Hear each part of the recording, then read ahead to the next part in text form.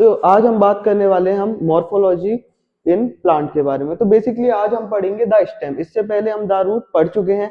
तो स्टेम में पढ़ने से पहले हम जनरली बात करते हैं कि अगर मान लो कोई डाइकॉट प्लांट है, डाइकॉट को हमने इसलिए लिया है क्योंकि सबसे एडवांस प्लांट अभी तक एंजियोस्पर्म में यही है। तो डाइकॉट का अगर आप सीड देखोगे, आप एक चना ले लो, उसको दो हिस्से में जब आप बांटोगे तो कुछ इस तरीके से दिखता है। ये राजमा मान लो, ठीक है। तो जब हम देखते हैं कि इससे दो रीजन चालू होते हैं, सबसे पहले कि एक ऊपर की तरफ रीजन जाता है जिसको हम नाम देते हैं प्लूम्यूल, और एक जाता है नीचे की तरफ जिससे हम कहते हैं रेडिकल।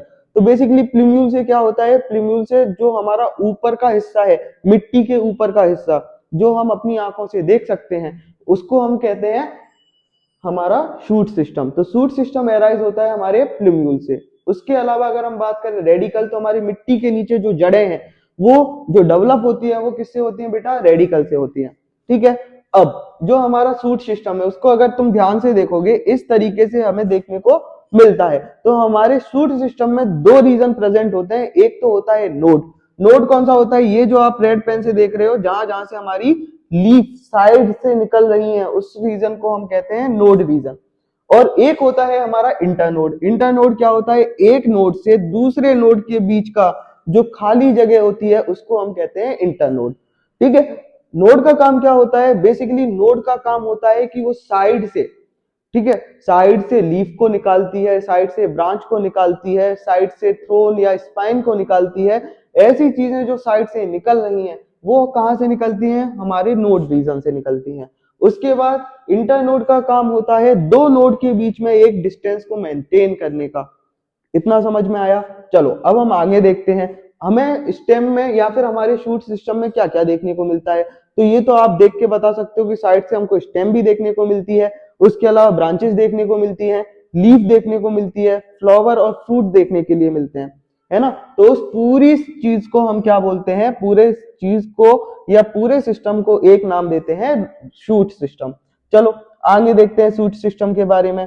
अब बेसिकली अगर हम बात करें, आपको सबसे ज्यादा कंफ्यूजन होता है रूट के मॉडिफिकेशन का और शूट के मॉडिफिकेशन का।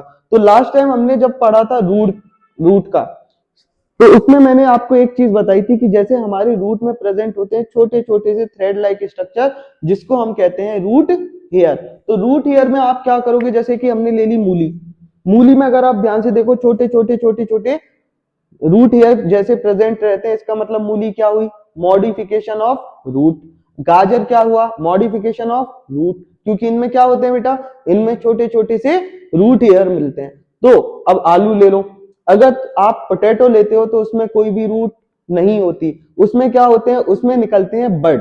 तो बर्ड किस में निकलते हैं बेटा, बर्ड निकलते हैं हमारे नोट्स में, क्योंकि फ्लावर आते हैं तो फ्लावर से बर्ड आते हैं, ऐसे याद रखना है आपको। फ्लावर से बर्ड आते हैं तो फ्लावर कहां आते हैं, शूट में आते हैं। इसी तरीके से अगर आलू में बर्ड आ रहे हैं, कोई भी रूट हेयर नहीं आ रहा है उसमें, तो वो बेटा किसका मॉडिफिकेशन होगा, हमारा स्टेम का मॉडिफिकेशन होगा। रूट के मॉडिफिकेशन में अगर हम जितना भी पढ़ेंगे, जहां जहां पे रूट हेयर आ रही हैं वैसे वैसे हम उसको किस में रख देंगे, मॉडिफिकेशन ऑफ रूट में रख देंगे। जैसे कि स्वीट पोटैटो, स्वीट पोटैटो में देखो बर्ड आती है या फिर रूट हेयर आती है, ऑब्वियस ही बात है रूट हेयर आती है, तो वो रूट हेयर किस में चला जाएगा, मॉडिफिकेशन ऑफ रूट में चला जाएगा। इतना समझ में आया। चलो अब हम आगे देखते हैं, तो हमारे स्टेम में क्या क्या चीजें प्रेजेंट रहती है बेटा। हमारे स्टेम को अगर हम देखेंगे, ये तो इसके फंक्शन है कि ये हमारे ब्रांचेस को फैलाने का काम करती हैं, फ्लावर आते हैं, लीफ आती हैं, उसके अलावा फ्रूट को बियर करते हैं, है ना।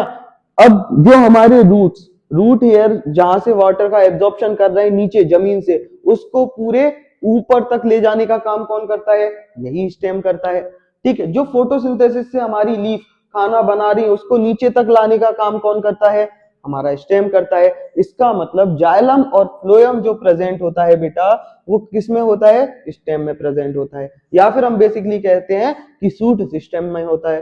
तो सूट सिस्टम के ये सारे काम होते हैं।